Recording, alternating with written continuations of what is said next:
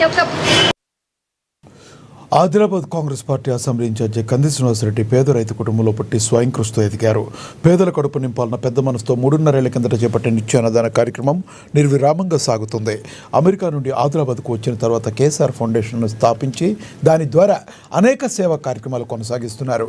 పట్టణంలోని కంది శ్రీనివాసరెడ్డి క్యాంపు కార్యాలయం ప్రజాసేవ భవన్లో ప్రతిరోజు ఎంతోమంది ఆకలి తీరుస్తూ నిత్యాన్నదాతగా ప్రశంసలు అందుకుంటున్నారు.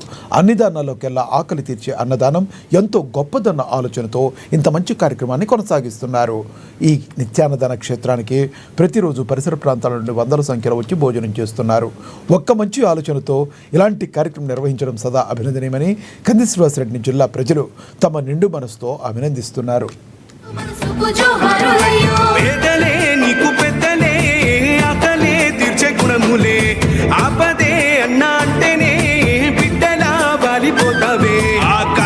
జెండల్ల దండువన్నా నిరుపేద జనముకు నీడవన్నా నూరేళ్ళు వర్కిల్లు అన్నా మాయన్నా అన్న కంది శ్రీనివాసరెడ్డన్నా కాంగ్రెస్ జెండల్ల దండువన్నా నిరుపేద జనముకు నీడవన్నా ఆదిలాబాదు ముద్దు బిడ్డవన్నా అన్న కంది శ్రీనివాసరెడ్డన్నా